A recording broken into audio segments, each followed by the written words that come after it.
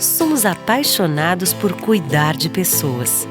Acolher, oferecer conforto e dar atenção de forma humanizada é o nosso jeito de ser. Estamos a serviço da saúde e das vidas que cuidamos. Fazer todo mundo se sentir em casa é a nossa maior missão. Cada detalhe é pensado para oferecer o cuidado e o conforto que você merece. É por isso que o Hospital Unimed Erechim está de portas abertas para te atender. Nosso jeito de cuidar se faz presente em todos os ambientes do hospital. Aqui tem tudo o que você precisa para se recuperar e se sentir bem. A gente dá atenção à sua saúde enquanto você recebe todo o cuidado. Hospital Unimed, para você se sentir em casa.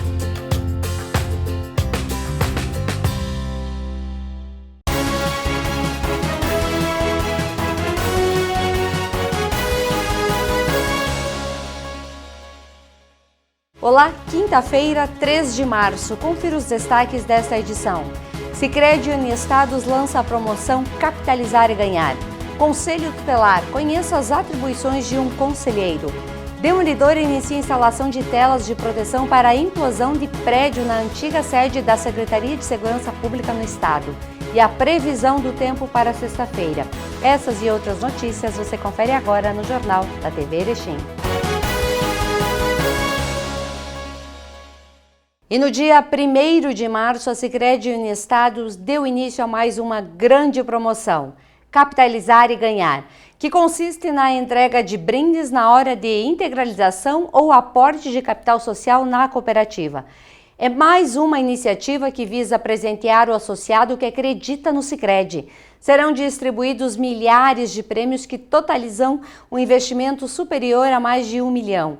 A promoção se desenvolve até o dia 31 de agosto deste ano e é válida para todos os associados dos 3 estados e abrangências do Sicredi Uniestados, Rio Grande do Sul, Santa Catarina e também Minas Gerais. E teve início a instalação das telas de proteção reforçada que irão envolver a estrutura colapsada da antiga sede da Secretaria de Segurança Pública no Estado. Dentro das ações preparadas para a implosão do prédio que acontece no próximo domingo e para a instalação operários da FBI, Demolidora, a empresa contratada para executar a implosão e a remoção das 20 mil toneladas de escombros que irão restar do terreno após a operação, sobem até o 4º andar do prédio e passam a tela ao redor de toda a estrutura através da abertura das janelas. As telas são estendidas e fixadas cobrindo os 4 lados da edificação. E para quem mora em Porto Alegre ou quem vai se deslocar a Porto Alegre, no domingo a partir das 5 horas da manhã, todo o entorno do prédio onde ficava instalada a Secretaria de Segurança Pública terá alteração no trânsito. Então fique atento às informações.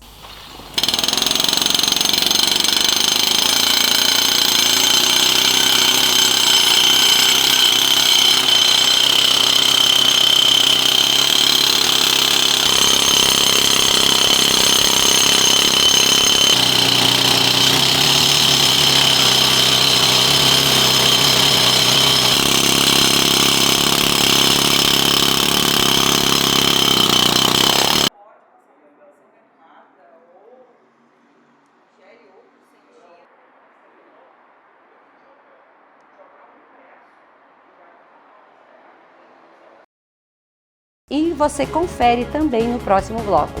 Conselho Tutelar, conheça as atribuições de um conselheiro.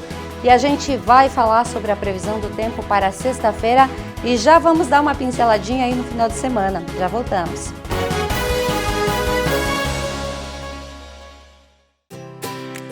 Somos apaixonados por cuidar de pessoas. Acolher, oferecer conforto e dar atenção de forma humanizada é o nosso jeito de ser. Estamos a serviço da saúde e das vidas que cuidamos. Fazer todo mundo se sentir em casa é a nossa maior missão.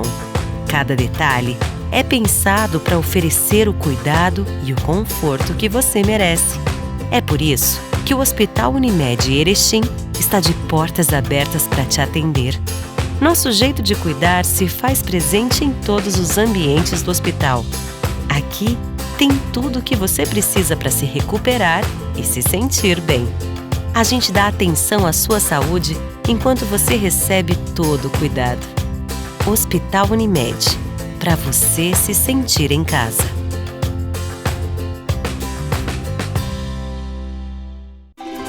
mastersupermercados.com.br. A melhor maneira de comprar sem sair de casa. Variedade e qualidade Master que você já conhece, com a segurança que precisa em todas as etapas da sua compra. Compre e receba no mesmo dia, é só agendar a entrega. Acesse o site www.mastersupermercados.com.br. Fácil comprar, seguro de receber. E se o melhor para você também for melhor para todos? Existe alternativa. Escolhendo o Sicredi, você une as suas necessidades financeiras com o desenvolvimento da sociedade, porque reinvestimos os recursos na sua região. Somos a alternativa que oferece soluções financeiras ideais, taxas justas e atendimento próximo, humano e digital. Escolha o Sicredi, onde o dinheiro rende um mundo melhor.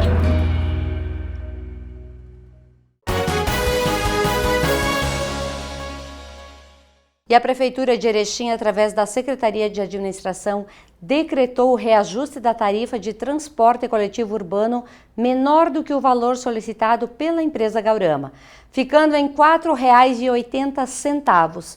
O Poder Executivo entende que o reajuste pedido primeiramente era muito elevado, considerando a conjuntura e práticas do momento em diversos setores. Conforme sugerido pela Agência Reguladora dos Serviços Públicos Municipais de Erechim, na proposta inicial, o valor da tarifa que passaria para R$ 5,26 penalizaria tanto os usuários como a própria empresa Gaurama, que naturalmente teria mais um fator contribuindo para a diminuição de passageiros no uso do transporte. Neste sentido, a Prefeitura decretou que a tarifa de transporte coletivo no município de Erechim seja no valor de R$ 4,80 a partir do próximo dia 17 de março, em conformidade com o decreto de 2 de março de 2022. Quinta-feira de bastante calor em Erechim, o sol também apareceu e chuva em alguns lugares, mas não choveu na sua totalidade em toda a cidade, não. Vamos ver como é que fica aí a previsão do tempo para sexta-feira, início aí do final de semana. Começamos a sexta com 17 graus, a máxima 29, a média do dia 23 graus, a umidade do ar 28%, vento 6 km por hora e a gente aqui, ó, não tem previsão de chuva aí para sexta-feira. Início do final de semana, então teremos sol entre nuvens aí na sexta-feira. E amanhã a gente já começa a falar para vocês melhor de como será o final de semana. O Conselho Tutelar é um órgão que tem por missão zelar pela integridade de crianças e também adolescentes. Hoje, nós conversamos com a coordenadora da entidade, a Gilceia Terrible, e também com o conselheiro Aladir Mariga sobre as ações realizadas tanto no ano de 2021 e o que já se planeja para o ano de 2022. Acompanhe. Hoje nós vamos conversar aqui no Jornal da TV Erechim com o Conselho Tutelar do nosso município. Este órgão que desempenha um papel que muitas vezes não é visto pela sociedade, mas é de fundamental importância para levar um pouquinho de tranquilidade a famílias e também a crianças e vulneráveis. E para a gente entender um pouquinho melhor de que forma é desempenhado esse papel desta entidade e de que forma você também pode buscar ajuda caso precise, está aqui conosco a Gilceia Terrible, que é coordenadora do Conselho Tutelar, acompanhada do Aladir Mariga, que é conselheiro tutelar. Bem-vindos aqui na TV Erechim. Nós que agradecemos o convite, né, para podendo estar aqui e mostrar qual é realmente o trabalho do Conselho. Pois é, Aladir, a gente sempre tem essa dúvida, o que é o Conselho Tutelar e o que um conselheiro faz? Muito bem.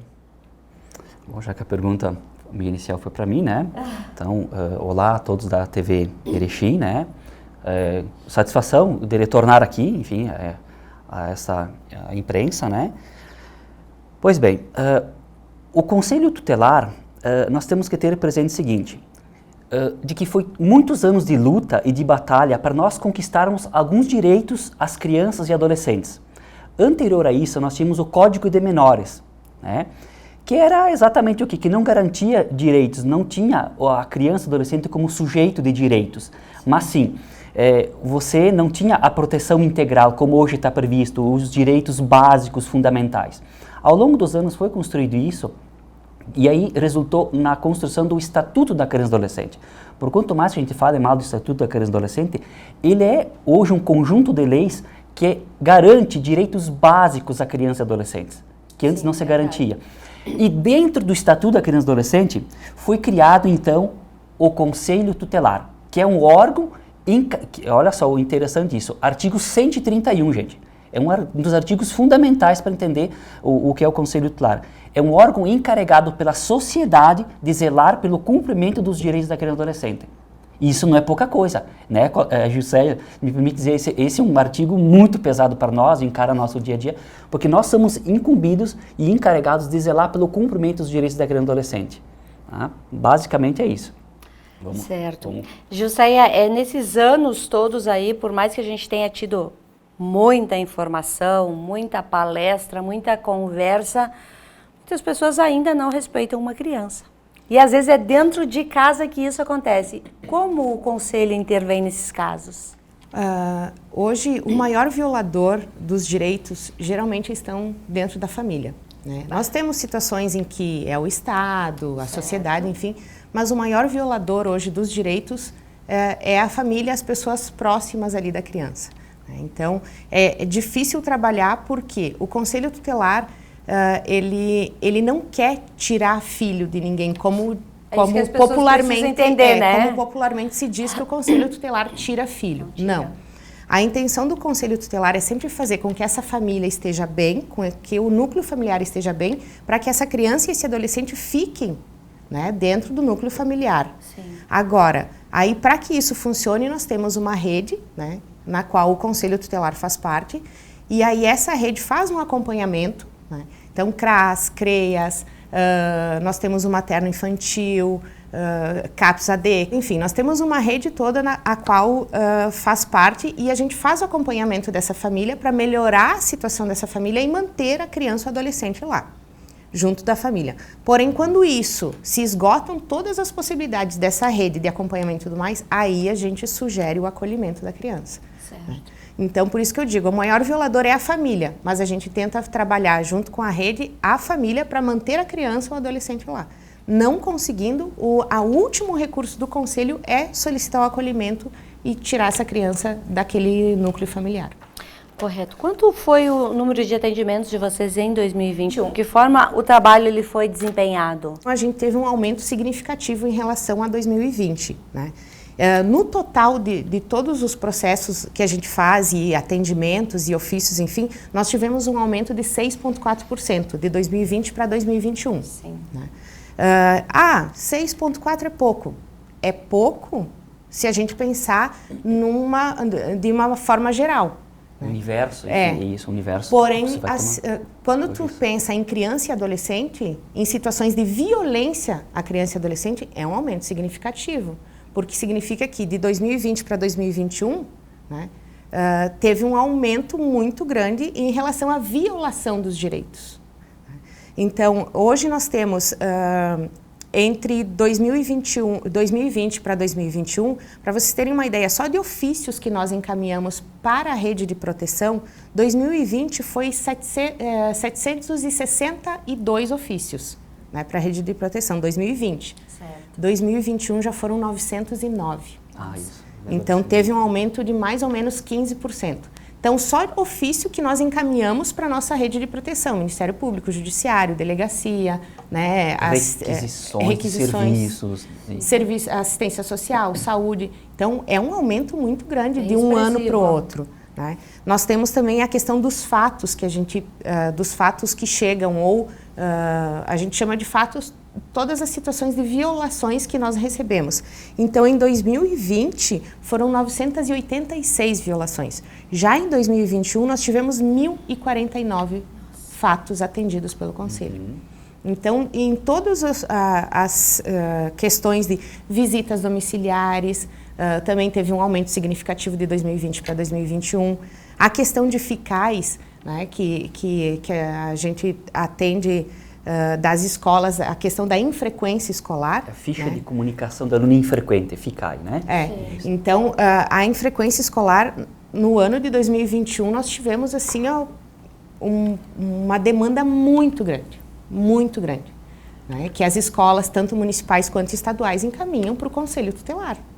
Pois é, e mesmo sendo um ano, ele foi um ano totalmente atípico, a gente não frequentou muito as escolas, teve toda essa questão da pandemia. Isso tudo é reflexo da pandemia, esse aumento, essa desordem? Nossa, isso que nós infelizmente já esperávamos, né? Todos nós comentávamos, nós que trabalhamos na questão da proteção, né? E com a rede também, em conjunto, nós já imaginávamos que isso ia explodir. 2 anos de pandemia, infelizmente as coisas ferviam lá embaixo, fervilhavam, a realidade social está lá, ela não sai de lá, né? Assim, quando a gente até brinca, meu Deus do céu, o silêncio me assusta, né?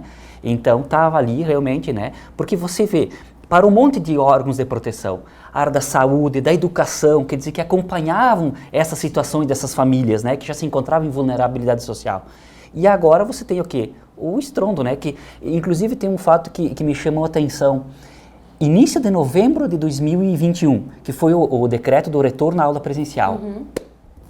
Gente, foi um estouro, foi um boom, né? Denúncias, atendimentos na sede, e as escolas, claro, como voltaram a funcionar, você tem ali toda essa demanda das escolas, né? Percebendo do Joãozinho, da Mariazinha, que não está chegando legal, que não está bem, né? E coisas que eu tenho comentado para os colegas, né? Aquilo que a gente via quando nas telas do cinema, né? Ou nas novelas, ela chega na realidade. É verdade. É chocante isso. E às vezes o que a gente também vê em centros grandes não imagina que está acontecendo aqui, né? Mas às vezes está acontecendo lá de casa, né? E a gente não percebe, né? Essa situação das violações é muito importante que a sociedade tenha entendimento de quando acredita que esteja acontecendo alguma situação, que eles contatem o Conselho Tutelar e façam essa denúncia, né? O Conselho Tutelar, ele vai averiguar, vai acolher a denúncia, vai averiguar a situação. Se houver realmente a situação de violação, o Conselho Tutelar vai fazer os encaminhamentos necessários ali. Isso tudo que o Conselho Tutelar faz não é divulgado, porque a nossa intenção não é expor a criança ou adolescente que esteja sofrendo a violação.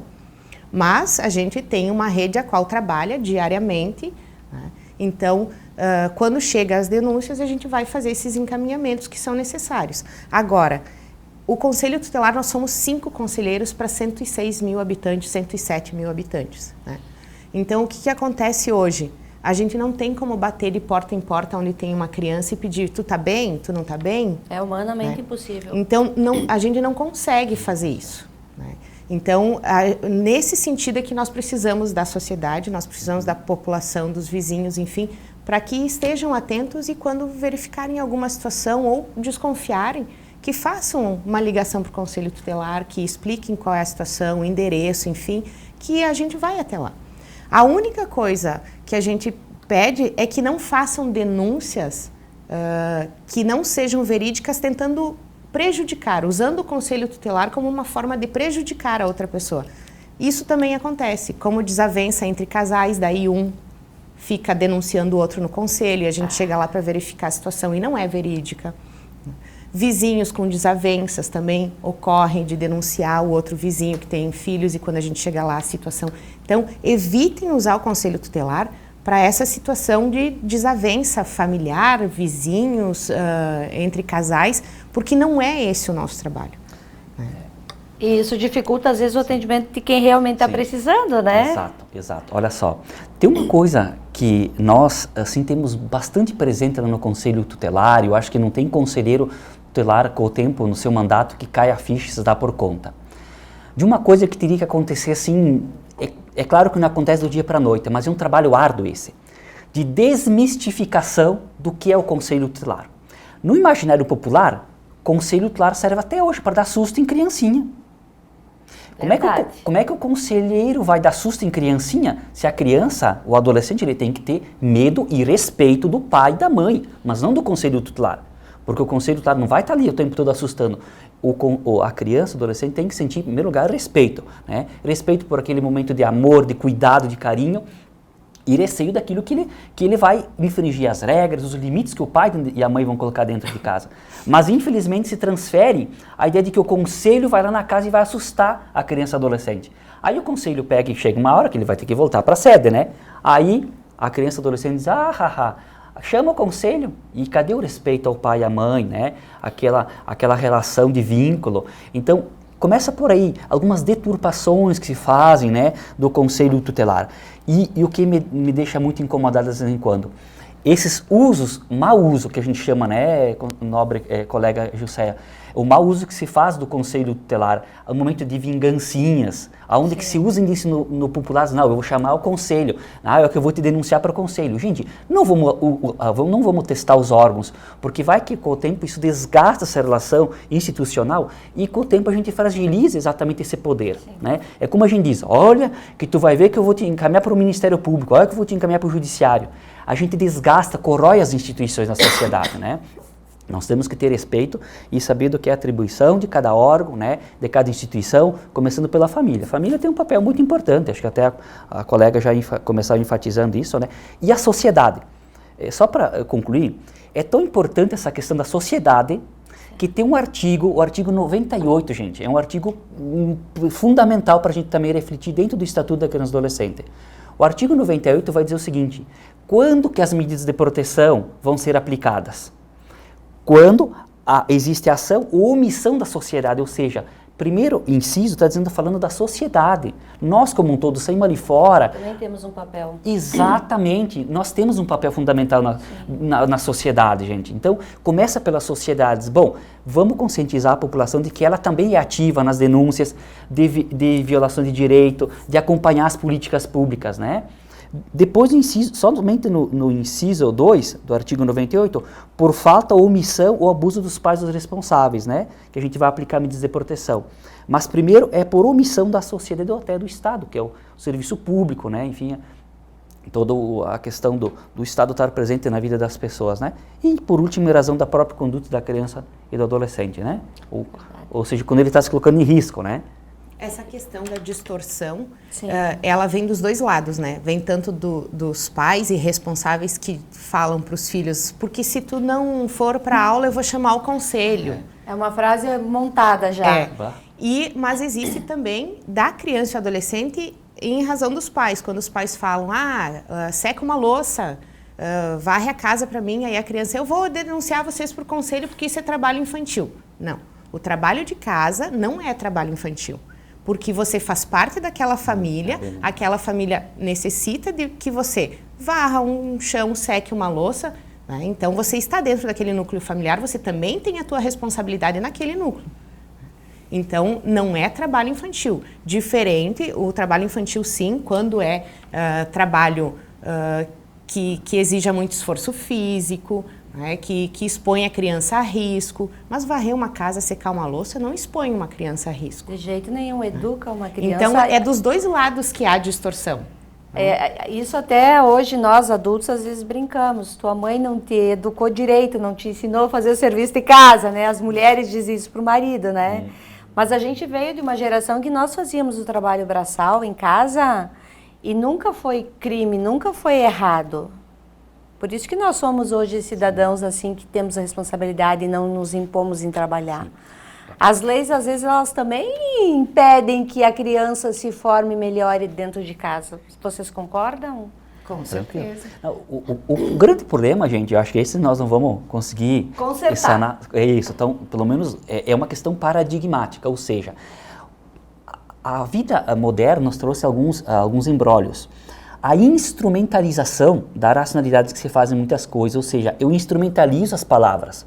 De um lado, por um momento, você teve na história da humanidade a questão da escravidão, você tem graves violações de direito, né, e que até hoje permanecem, né, perduram na sociedade, né, da questão do trabalho, por exemplo, insalubre, penoso. Eu vim da realidade do interior, por exemplo, da roça. Eu sei que muitas crianças e adolescentes ainda levantam de manhã cedo e vão lá tirar leite da vaca, vão fazer atividades laborais. Bom, o que a gente quer realmente? Evitar o 8 ou 80, os extremos. Nós queremos exatamente, pedagogicamente, que essa criança se crie no seio da família e que a própria família conduza uma educação promissora, uma educação de responsabilidades, que ela entenda o papel fundamental do trabalho, que o trabalho é para a vida das pessoas, que não ganhe as coisas de mão beijada, para que você entenda, né, o suor de cada dia. Mas, por outro lado, se percebe que se instrumentaliza o estatuto, daí daqui a um pouco alguns dizem, depois que criaram esse estatuto não é nem para colocar o meu filho para trabalhar. Isso aí. Não é isso, gente. Olha que deturbação, que instrumentalização extrema que se faz. Não. Pedagogicamente, uma criança, adolescente, ele tem que acompanhar a casa, ser colaborativo, cooperativo, né? E saber daqui um pouco de onde vem a renda da família, né? Agora, evidentemente que nós sempre vamos bater na tecla. Vamos ter que mesclar trabalho, sim, mas estudo também, né? Formação, qualificação, né, Jusceia? Eu acho que isso que é o que a gente observa. E nos causa, sim, um pouco de preocupação essa geração, se até eu comprei briga com uma pessoa, né? A geração Nutella, que a gente chama, sim, né? Que eles não sabem de onde vêm as coisas, né, gente? Então... Tudo fácil. Tudo fácil. Essa é a verdade. Vai de mão beijada, enfim. E eu vou dizer assim, ó, eu, embora não tenha filhos, mas convivo com várias pessoas que têm filhos. É muita proteção. Às vezes a gente protege tanto porque não quer que ele passe pelas mesmas coisas que a gente passou, mas aí a gente não está preparando ele corretamente para a vida. Né? E isso, nós adultos, às vezes também precisamos mudar um pouquinho. Sim, vai ter momentos duros na vida. Se eu sofri, o meu filho não pode também ter um pouquinho de sofrimento? Até porque a primeira sociedade que a criança e o adolescente fazem parte é a família. Então, se ele não se preparar dentro daquela sociedade com a questão de respeito, com a questão de ter suas responsabilidades, ele vai se preparar quando? Quando ele já estiver lá fora? Então agredindo a mulher? Então ele precisa amigos? se preparar dentro da primeira sociedade que ele vai ter, sim, que é o núcleo familiar. As primeiras regras, limites, noções e sociabilidade, sim. Porque o papel da escola é educar para a vida em sociedade. Agora, respeito, gentileza, é em casa que a gente aprende. O professor não tem essa responsabilidade de me ensinar a ser amável. Inclusive, agora, durante a pandemia também, nós percebemos a quantidade de pais e responsáveis reclamando da falta da aula. Então, o que acontece? A escola não é um depósito de criança e adolescente. A escola não é um lugar que, deixa lá que daí não me incomoda em casa. Não, né? A escola, ela está lá para ensinar a ler e escrever, a calcular e a ensinar valores, enfim, para que a criança e o adolescente convivam numa sociedade maior. Todo o restante tem que vir de dentro de casa. Hoje a gente até comenta que muitas vezes a gente recebe uma situação, algum fato dentro do Conselho Tutelar e nós fizemos os encaminhamentos, as requisições para a criança ou para o adolescente. Requisitamos acompanhamento psicológico, requisitamos acompanhamento ao núcleo familiar. Só que aí a gente se depara numa situação que o Conselho Tutelar pode requisitar para criança e adolescente. Quando se trata dos pais, nós sugerimos o acompanhamento psicológico, enfim, os pais fazem ou não. E em muitas situações, né, assim, mas em 50% das situações, o problema da criança e adolescente são os pais ou os responsáveis. Então, só que aí o Conselho Tutelar não pode requisitar para os pais e responsáveis, ele pode sugerir. Sim. A gente pode requisitar para a criança e para o adolescente. Porém, eu requisitando para a criança e adolescente um acompanhamento psicológico. A criança vai lá, faz acompanhamento, mas ele volta para aquele núcleo familiar, para aqueles pais e responsáveis que não estão crescendo e evoluindo junto com aquela criança. E aquelas crianças que estão nas sinaleiras pedindo, eu acho que muitas pessoas se questionam isso e agora é o momento de a gente esclarecer. O que fazer com aquelas crianças que estão nas sinaleiras? Acho que a Gil vai responder essa. Não, brincadeira. Não, realmente, a gente não pode variar a sujeira para debaixo do tapete. Quando tem criança ou adolescente na sinaleira, nós temos um sintoma aí que alguma coisa não está legal, que alguma coisa não está bem. Tá? Nós estávamos falando até agora aqui do trabalho. De um lado, né, se diz assim, que criança e adolescente tem que ajudar, sim, em casa, né, é uma questão pedagógica de educar eles para o mundo do trabalho. Só que, por outro lado também, a sociedade tem que entender o seguinte, que, tu gostaria que o teu filho ficasse lá na sinaleira, vendendo os produtos, né, expondo-se ao trânsito, alguma situação de violência que pode ocorrer, exposição ao sol, chuva, enfim? Eu acho que não, nenhum pai desejaria isso para o filho. Hoje não. Isso. Então nós temos uma realidade social aí, gente. Tá? Bom, nós enquanto Conselho Tutelar, sempre que temos, enfim, relatos, denúncias, nós iremos ao encontro, tentar fazer a abordagem. De concreto, é isso que nós fazemos lá no Conselho Tutelar, gente. Tá? Acho que conselheiro do Brasil todo vai ao encontro. O que nós estamos lutando? É para que esse Erechim constitua uma equipe de abordagem de rua. Por que isso? Tá? Nossa, chega a ser cômico e até não é de acreditar que isso ainda acontece nos dias de hoje. Na maioria das vezes, essas famílias que já mandam os filhos lá para a sinaleira, eles já orientam, ó, se o conselho chegar, tu já sabe o que tem que fazer, é se mandar, né? Porque essas famílias têm outros problemas, outras situações, né? E até pela deturpação que você faz do conselho tutelar, né? A gente, às vezes, quando tenta ajudar, mas eles não querem essa ajuda porque, de fato, aquilo não interessa a eles naquele momento. Então, nós não conseguimos fazer uma abordagem efetiva dessas crianças e adolescentes na sinaleira ou nos pontos comerciais da cidade. Isso não acontece.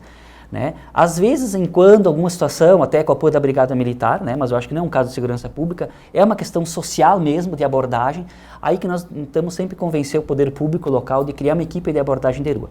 Quando a gente consegue identificar quem que é a criança, quem que é adolescente, filho de quem que são os responsáveis, a gente aplica uma medida de proteção, que é o quê? Encaminhamento ao CREAS, que é o Centro de Especialidades em Assistência Social, que já trabalha com a questão de violação de direito, né? Quem já tem um direito violado, é trabalho infantil, né? Então, a gente aplica essa medida.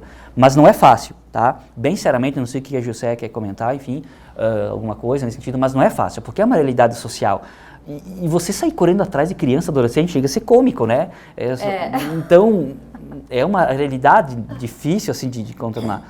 Mas uma coisa me chamou a atenção, diminuiu assim de um modo geral, até nas sinaleiras, salvo alguns pontos comerciais que ainda tem, que é em torno do Hospital de Caridade, ainda tem alguma coisa, né? E alguns, inclusive, têm essas crianças acompanhados de um adulto fazendo esse pedido, né? Então, também eu acho que é bem delicada essa situação. Em, tipo, 10, 11 da noite, eu já vi essas situações na rua. É que quando você passa e tem o fato de ter uma criança sensibiliza a pessoa que está passando a fazer a doação, ou a comprar o artigo, enfim. Então, eles utilizam a criança como uma forma de sensibilizar, né, para receber essa doação. Mas o que acontece também, o que a gente precisa deixar claro é que a sociedade tem o seu papel em relação a essa situação dessa venda ao redor de alguns estabelecimentos comerciais, essa doação em sinaleira ou venda de artigos. A sociedade tem o papel, o maior papel é da sociedade nessa situação. Porque se a gente não se conscientizar que eu não vou comprar, que eu não vou doar, aí acaba com rompe, né?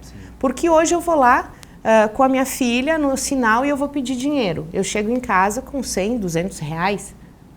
Então, isso eu ganho trabalhando numa empresa, eu, mãe, ganho isso diariamente numa empresa? Não ganho isso. Então, amanhã eu vou estar de novo lá com a minha filha para conseguir mais 100, 200 reais no dia. Então, a partir do momento que a sociedade parar de fazer a doação e parar de comprar, né, aí vai se romper essa situação, vai se estourar essa corda, enfim, e não vai mais ter esse fluxo. Então, a sociedade precisa entender que sempre que alguém fizer a doação, sempre que alguém comprar, ele está incentivando que esse comércio continue, que essa criança continue lá no sinal pedindo dinheiro. Então, é importante que a sociedade entenda o papel dela também nessa situação. Porque nós recebemos muitas ligações de pessoas que dizem, olha, tem criança na sinaleira. Sim. Ok, mas aí eu vou lá, eu abordo, eu tento, mas no dia seguinte ela vai estar lá de novo porque as pessoas continuam doando. Sim, alimento vício, né? Alimento vício, isso é um ciclo. Existem casos de maus tratos de crianças ou idosos que precisam ser retirados do lar e levado para um outro ambiente porque são violentadas, agredidas dentro de casa? A questão dos idosos a gente não tem o conhecimento. Acredito que o CREAS deva ter esses dados, enfim. Sim. Porque o Conselho Tutelar, ele é criança e adolescente. Nós até, às vezes, nós recebemos ligações de pessoas pedindo informação referente à questão do idoso. Então, nós encaminhamos ao CREAS ou à Secretaria de Assistência Social. Porém, nessa questão de criança e adolescente, sim, durante a pandemia nós tivemos inclusive um aumento significativo de violações, porque as famílias estavam mais tempo em casa, as crianças estavam mais tempo em casa, todo mundo estava convivendo, a situação de perda de emprego, né, se agravou também, então aí pai, mãe, os filhos, estava todo mundo convivendo o dia inteiro, né, 24 horas por dia dentro de casa. Então, isso acaba gerando conflitos. A falta de dinheiro, a falta de ter aquele tempo em que os filhos estão fora, né, e nas escolas. Então, isso realmente, os conflitos familiares aumentaram consideravelmente. A questão também dos adolescentes atentando contra a própria vida também, né? Nós tivemos um aumento em 2021. A questão, a nossa situação enquanto Conselho Tutelar da requisição da saúde mental aumentou muito, né? O atendimento para criança e adolescente de psicólogo, psiquiatra, então aumentou muito agora em 2021. Então a gente percebe que a pandemia ela deu um boom para essa situação da saúde mental. E não só aqui no nosso município de Erechim, a gente tem visto essa realidade em várias outras cidades, enfim, né, outros estados também. Nós tivemos um aumento significativo em Erechim na questão de saúde mental, dos encaminhamentos que o Conselho Tutelar faz para a saúde mental. Sim. E não querendo, assim, acho que querer impressionar a população, não é isso, é alertar, né? Como nós estávamos antes reforçando, né, de que passado 2 anos de pandemia, infelizmente veio à tona aquilo que a gente já desconfiava. Mas, realmente, viu, o pessoal, por quanto mais que daqui a um pouco desacredita no Conselho Tutelar, o Conselho, mais atrapalha do que ajuda. Agora, eu fico imaginando ser uma rede de proteção efetiva, tá? Se as pessoas ficassem meio dia lá no Conselho Tutelar, né, meio dia, não precisava ser o dia todo. Os casos que nós atendemos, gente, tá? Com coisas gravíssimas, gente, tá? Nós temos questões de, não vamos aqui, enfim, polemizar, mas abuso, estupro, isso acontece aqui em Erechim, tá? Maus tratos mesmo, caracterizado, qualificado pela autoridade policial, tá? Eu fui atender uma situação em que o menino estava, é isso que a gente quer evitar, né? O 880, né? O menino estava de cima embaixo, né? Lesões graves, tá, gente? Né? Isso você fica imaginando um tratamento a uma criança. Bom, quando chega esse ponto é claro, a instituição família já explodiu há muito tempo. Não tem mais. Não tem estrutura. Não tem mais. Eu acho que fazendo um gancho antes até, nós estávamos falando, a Gilcé colocava um pouco dessas famílias que daqui a um pouco não tem esse acompanhamento, esse olhar, né, de que a gente aplica medidas de proteção à criança, adolescente, mas muitas vezes a família não adere. O que acontece? Nós temos que pensar um pouco a estrutura de certas famílias. Tá? Aquela família ideal, né? O pai de um lado, a mamãe do outro, o filhinho no meio, isso já não existe mais. Né?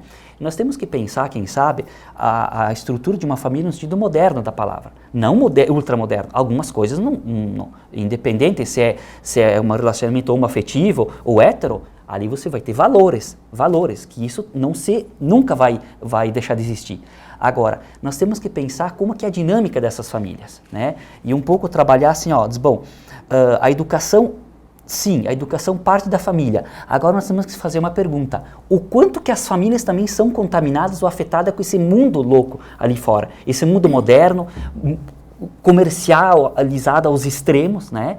Em que você, me parece que os valores, né, muitas vezes os valores morais e éticos, eles de lado entram em crise, em detrimento de tantos valores, né, financeiros e comerciais. Então, quer dizer, de um lado a família tem esse poder, só que a família também ela é afetada, né? Ela é invadida por muitas coisas que a modernidade trouxe, né, gente? Só essa reflexão que eu quis fazer.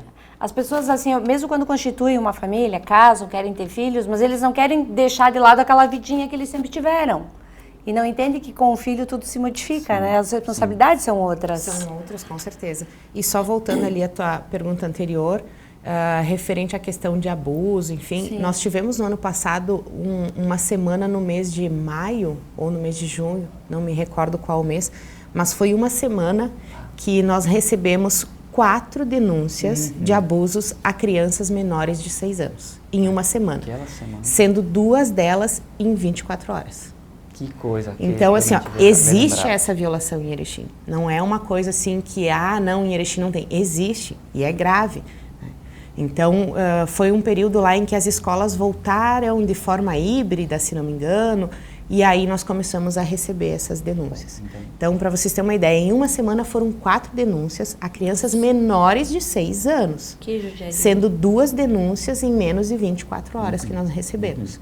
Então, o Conselho Tutelar recebe a denúncia, verifica, leva a criança para fazer exame de corpo de delito, registra boletim de ocorrência. Depois que o Conselho Tutelar encaminha para o CREAS para fazer o acompanhamento ao núcleo familiar, depois desses encaminhamentos, nós do Conselho Tutelar, a gente não fica mais sabendo porque é tratado como crime. Certo. Então, a partir daí, é uma questão criminal que é investigação pela Polícia Civil. Né? Então, isso a gente já não fica mais sabendo depois. Nós fazemos o acolhimento dessa criança, né? Encaminhamos para o exame de corpo de delito, registramos boletim de ocorrência, orientamos a família, encaminhamos para o CREAS. Até aí é o nosso trabalho. Às vezes as pessoas, eu denunciei o que aconteceu. A gente vai até o nosso ponto. Né? Depois disso, dependendo da violação, é uma questão criminal, enfim, e vai seguir os trâmites de investigações, né, junto à Polícia Civil. Então, por isso que a gente fala que nós somos uma rede. Eu não posso fazer o trabalho da Polícia Civil, da Polícia Militar, eu não posso fazer o trabalho do CREAS, mas eu vou até o meu ponto e encaminho para eles. Depois disso, a gente do Conselho, nós não ficamos mais sabendo, né, do que acontece, até por ser casos sigilosos, os do Conselho, mas as investigações também, quando se trata de abuso de criança e adolescente, também é tratada como sigilo. Então, lá na frente, lá dele, Polícia Civil, enfim, eles também tratam como sigilo. Mas existe sim, em Erechim existe, e a gente tem atendido vários casos, mas essa semana em específico do ano passado foi algo que chocou até a nós conselheiros. Acredito, porque de ouvir a gente fica chocado. Uma pergunta para vocês dois. Como é ser conselheiro tutelar nos dias atuais, com tanta informação, com essa enxurrada de acontecimentos diários? Olha, eu estou no meu primeiro mandato como conselheira tutelar. Então, quando eu coloquei o meu nome à disposição e para as eleições, enfim, eu imaginava que ia ser difícil, né? Até porque as pessoas do meu convívio, enfim, sempre me falavam, é um trabalho difícil, tu tem que estar preparada, tu tem que estar preparada. Não, mas vai dar certo, tá? E 3 meses depois que eu assumi o Conselho Tutelar, né? Então, eu comecei a realmente ficar muito abalada com várias situações. Precisei de um auxílio psicológico, psiquiátrico, faço até hoje. Então, são situações que a gente precisa entender, que é o nosso trabalho, mas eu, como mãe, não tenho como não pensar nas minhas filhas no momento de atendimento, porque às vezes você atende uma criança que tem a mesma idade do teu filho, né? Então, às vezes tu atende uma criança e aí tu começa a colocar em xeque, meu Deus, por que isso com essa criança? O que ela fez? Então, tu começa a colocar muita coisa em dúvida, assim, e ponderar, até mesmo na questão religiosa. Tu começa a pensar, né? Gente, Deus faria isso, enfim, né? Mas aí, com o tempo, tu vai percebendo que da mesma forma que ocorre, você está ali para tentar suprir essa necessidade. Então, eu procuro sempre usar muito a questão da empatia como mãe, me coloco no lugar da família, me coloco no lugar daquela criança ou adolescente e tento sempre fazer o trabalho da melhor forma possível. Mas o início foi complicado. E até em relação a isso, de 5 conselheiros, né, titulares, 4 deles já fazem algum tipo de acompanhamento. Não, olha só que interessante, viu? Até porque a Gil, ela se manifestou que é o primeiro mandato dela. E aí eu fico pensando o que eu digo nessas horas, né, no meu terceiro mandato de conselheiro tutelar, né? Como disse uma pessoa, tu tinha que escrever um livro, né? E eu acho que de fato todos nós temos uma microbiografia, né? E realmente, gente, não tem como negar que os nossos atendimentos lá no Conselho Tutelar, né, José, eles nos afetam. Não, tem momento que não adianta. Eu acho que não há profissional na área da saúde, educação, que você não seja afetado em algum momento. Aliás, daí você não seria ser humano, né? Você não é humano. É alguma coisa meio estranha, né? Mas, realmente, eu acho que como é ser conselheiro tutelar, primeiro que o conselheiro não vai poder inventar muita moda. Por exemplo, uma coisa que eu chamo a atenção quando eu estou fazendo algumas falas, né, e até nas entrevistas, eu digo o seguinte, de que o conselheiro tutelar, ele não pode ser psicólogo, ele não pode ser assistente social, ele não pode ser pedagogo, né, porque aí eu vou estar infringindo aqui um pouco o que diria o próprio Estatuto da Criança e Adolescente, que é exatamente a rede de proteção que tem que atuar na família. Sim. Às vezes, quando dá vontade de chegar, abrir a porta da geladeira, lá dizer o que tu tem nessa geladeira e vamos ver. Mas calma, vamos com calma, que aí um olhar muito mais técnico pode ser que ajude aquela família, né, muito mais do que o conselheiro, no afoito naquele momento de impulso. Então, gente, conselheiro tutelar, infelizmente ou felizmente, ele tem que seguir um artigo, né, do Estatuto da Criança e Adolescente, que é o artigo 136, um artigo importantíssimo. Lá vai estar elencada todas as atribuições, e olha que não são poucas. Se ele conseguir realizar todas aquelas atribuições lá, ele pode ir para casa bem descansado. Olha, que não são poucas atribuições, mas que ele tendo, acho que presente as atribuições do conselheiro tutelar, ou do conselho, aliás, que não vai falar do conselheiro, mas do conselho, acho que já está de bom tamanho. E dizer o seguinte, que eu acho que o conselheiro, eu no caso tenho uma certa simpatia, até porque a minha formação acadêmica é na área das ciências humanas, né? Bacharel e licenciado em filosofia. Embora a filosofia lá no conselho tutelar não ajude, não sirva em nada. No nosso quente do dia a dia, lá no fervor das coisas, não tem muito o que pensar, você não tem que ficar refletindo. Agora, isso nos leva, é claro, a daqui um pouco fazer uma, chamo da transversalidade, dialogar com as várias áreas do conhecimento, do saber, né? Você tentar entender, acho que a Gil comentou alguma coisa, assim, de tentar se colocar no lugar daquela família, daquela criança, daquele adolescente, tentar fazer uma leitura da onde que ele vem, qual que é a realidade, né? Isso é interessante. E claro, você tem que acreditar minimamente na dignidade humana em algum momento, né? Num mundo menos cão, né? Eu diria assim que o conselheiro tutelar é um defensor dos direitos humanos de crianças e adolescentes. Não adianta, né? Quero agradecer a presença de vocês aqui na TV Erechim e também parabenizar vocês por esse trabalho extremamente humano que vocês realizam. Aproveitar esse momento até para dedicar essa entrevista à dona Edir Goelzer, que é um exemplo para todos nós, né? Fez um trabalho importantíssimo e eu sei que ela está aí assistindo com os ouvidos atentos em tudo que a gente falou, porque quando fala de criança toca muito no coração dela. Então, de uma forma, parabéns a todos vocês que trabalham com crianças, que fazem esse trabalho difícil que deveria ser feito e protegido pelos pais, mas infelizmente a realidade brasileira do mundo não é assim. Obrigada. Nós que agradecemos o convite, enfim, até para poder mostrar realmente o nosso trabalho e mostrar também essa questão das distorções, né? Então, é de extrema importância nós, como Conselho Tutelar, podermos vir e expor aqui qual que é a nossa realidade, visando assim que a sociedade muitas vezes não entende o que o Conselho Tutelar faz. É verdade. E hoje em dia, quando qualquer ação que o Conselho Tutelar tente fazer, a gente é muito xingado, a gente é muito... Então poder estar aqui e mostrar realmente qual é o nosso trabalho é muito importante para nós. Sempre de portas abertas para receber vocês. Obrigada. E a todos vocês, boa noite e até amanhã.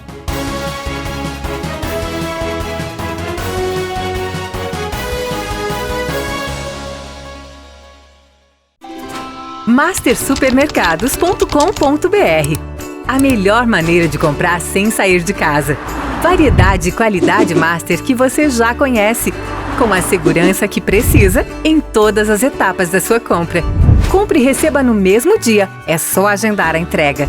Acesse o site www.mastersupermercados.com.br. Fácil comprar, seguro de receber. E se o melhor para você também for melhor para todos? Existe alternativa. Escolhendo o Sicredi, você une as suas necessidades financeiras com o desenvolvimento da sociedade, porque reinvestimos os recursos na sua região. Somos a alternativa que oferece soluções financeiras ideais, taxas justas e atendimento próximo, humano e digital. Escolha o Sicredi, onde o dinheiro rende um mundo melhor.